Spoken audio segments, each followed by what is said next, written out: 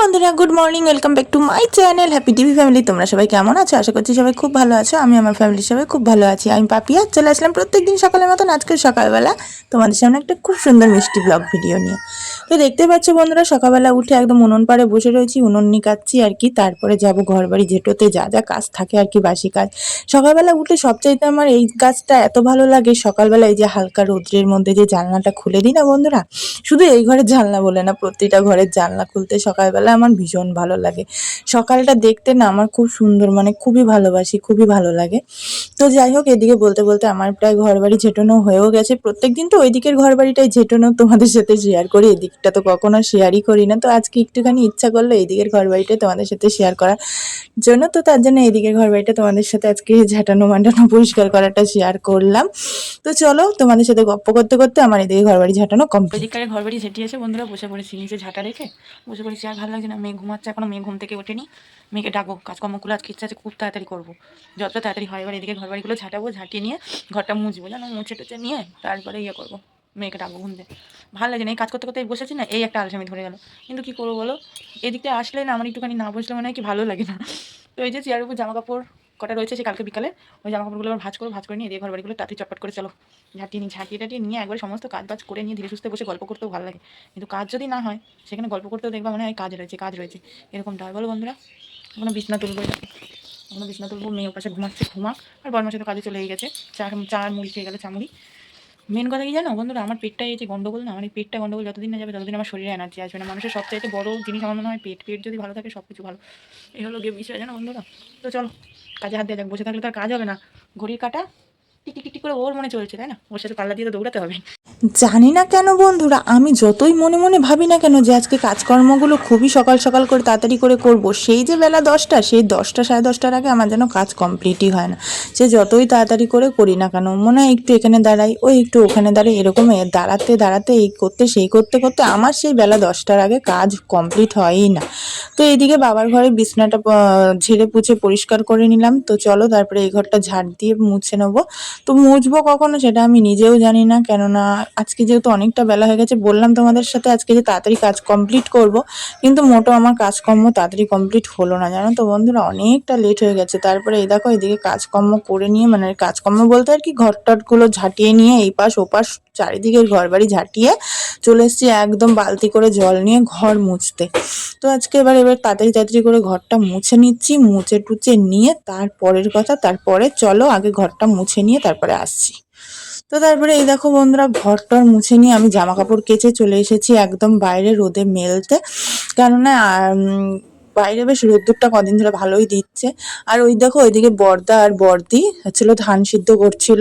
এবার আমারও ধান সিদ্ধ করতে হবে, জানি না কবে সিদ্ধ করতে পারবো। ওই আলসামি ভালো লাগে না, জানো তো, আমাদের কুটিয়ালি বাড়ি থেকে কুটিয়ে নিয়ে আসে, কিন্তু তবু এই যে 1-1.5 বস্তা ওই ধান তো আর ইচ্ছা করে না বলো 500-600 টাকা দিয়ে আবার সেদ্ধ করতে। তো আমিও সেদ্ধ করব বড়দাদের, মানে আর কি বড়দির ধান সেদ্ধ কমপ্লিট হয়ে গেলে আমিও সেদ্ধ করব। এদিকে কাজকর্ম সেরে নিয়ে একদম বাইরে বেরিয়ে বন্ধুরা আমি কিন্তু উঠান ঝাঁটানো শুরু করে দিয়েছি। এই উঠান টুঠান ঝাঁটিয়ে হাত মুখ ধুয়ে এবার ঘরে উঠবো, চলো। সমস্ত কাজ বাজ করে বন্ধুরা চলে এসেছি ঘরে। মেয়েকে দুধ খাওয়াচ্ছি, দুধ দিয়ে রুটি দিয়ে মেয়েকে, আর আমি এই যে মিষ্টি আর রুটি খাচ্ছি।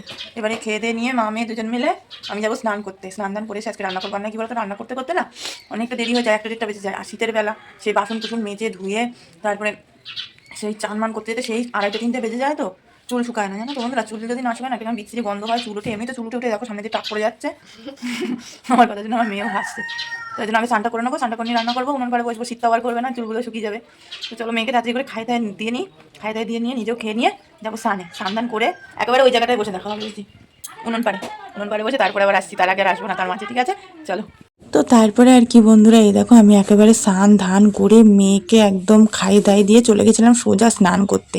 তো স্নান টান করে একেবারে চলে এসেছি তোমাদের সামনে। সকাল করে স্নানটা করলাম কেন বলো তো বন্ধুরা, এই যে উনুন পাড়ে বসবো না, একটা খুব সুন্দর লাগে জানো তো। আর শীতের বেলা বুঝতেই পারছো, স্নান করাবার পর একটা কনকনে ঠান্ডা থাকেই, তাই না বলো। এখনো যদিও বা সেরকম ঠান্ডা পড়েনি। এই স্নান করে এসেছি তোমাদের সামনে, তারপরে আর এক ফোঁটাও আসেনি, বলো বন্ধুরা। সেই স্নান করে রান্না করে সমস্ত বাসন ধোয়া মাজা করে শুয়ে রয়েছি। এখন 2:45 বাজে। এখন দেখি বরমাসাকে ফোন করবো, কী করবে, আবার শনিবার করে বাড়ি আসতে চায় না, নিরামিষ, সেই জন্য জানো তো। দেখি ফোন করি কী হয়। মেয়ের আবার বিকালবেলা পড়া আছে আজকে, খাই ঠাই নিয়ে তারপরে মেয়েকে পড়তে দিয়ে আসবো। দেখি ও যদি এসে পড়ে তো খুবই ভালো, তাহলে একসাথেই খেয়ে নেবো তিনজনে। আর যদি ও না আসে তাহলে মা মেয়ে খেয়ে নিয়ে মেয়েকে আবার 4টের সময় পড়তে দিয়ে আসবো। ও আসলে একদিকে ভালো হবে, আমার বড়মশাই মেয়েকে পড়তে দিয়ে আসবে, আমার চাপটা কম থাকবে। তো যাই হোক চলো দেখি ওকে ফোন করি। আর মেয়ে এখন ওই ঘরে শুয়ে শুয়ে টিভি দেখছে। কতবার বললাম যে একটুখানি ঘুমা, কোনো মতে ঘুমালো না জানো।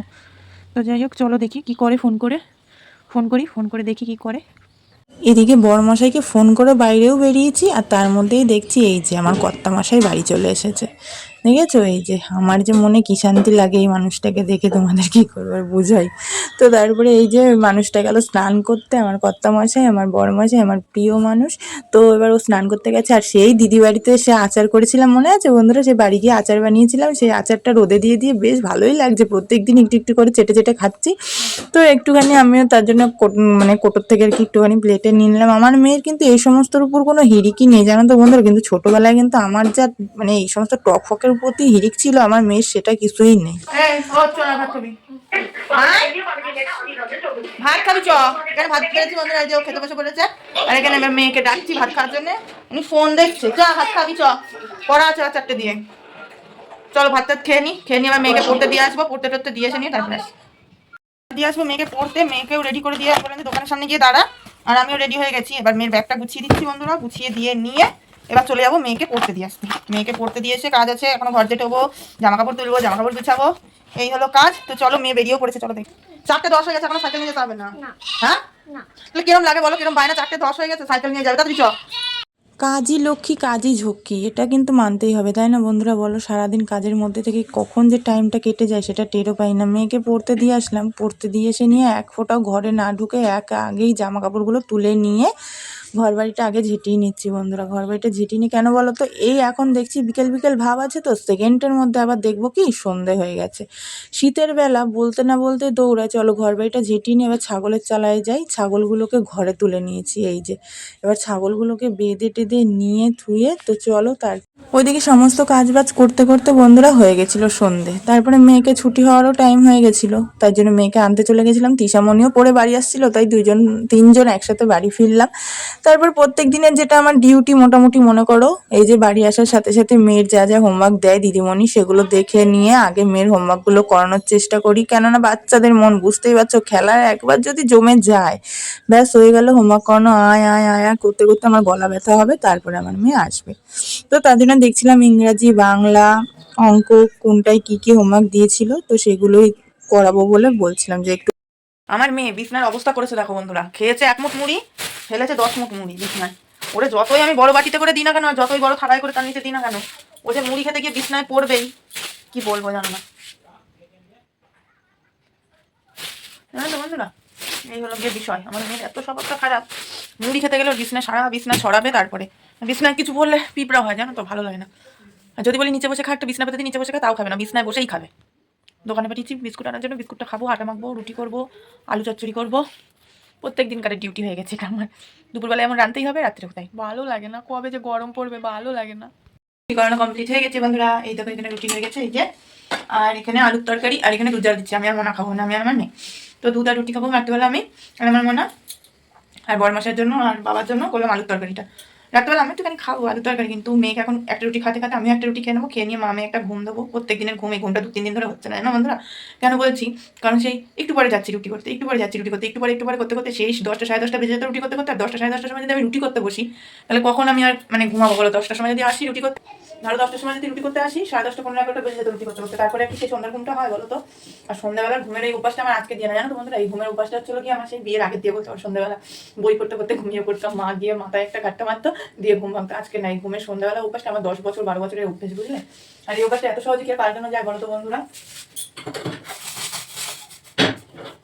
মানুষের যে উপাসটা হয়ে যায় না, সেটা সহজে পাল্টানো যায় না। তো যাই হোক চলো, দুধটা জাল হয়ে যাচ্ছে, ফুটছে একটুখানি, ফুটাই দুধটা যেহেতু ফ্রিজে ছিল, তো একটু ভালো করে ফুটাবো তারপরে। তো চলো বন্ধুরা, আজকের মতো আমার ব্লগটা আমি এখানে শেষ করে দিচ্ছি। টাটা বাই বাই করে দিচ্ছি। সবাই খুব ভালো থেকো, সুস্থ থেকো, সাবধানে থেকো, সদা সর্বদা হ্যাপি টিভি ফ্যামিলির সাথে যুক্ত থেকো। আর তোমাদের পাপিয়া দিদি সবসময় তোমাদের পাশে আছে, ছিল এবং থাকবে। তাতে করে একটুখানি সময় দিও, একটুখানি সময় দিও, তাহলেই হবে, ব্যাস আর কিছু লাগবে না, ঠিক আছে। তাহলেই হবে, তার আর বেশি কিছু লাগবে না। এই হলো গিয়ে বিষয় বন্ধুরা। তো চলো আজকে মতন tata bye by, good night. সবাই খুব ভালো থেকো, সুস্থ থেকো, আর সদা সর্বদা হ্যাপি টিভি ফ্যামিলির সাথে যুক্ত থেকো। চলো tata bye bye, love you all, tata.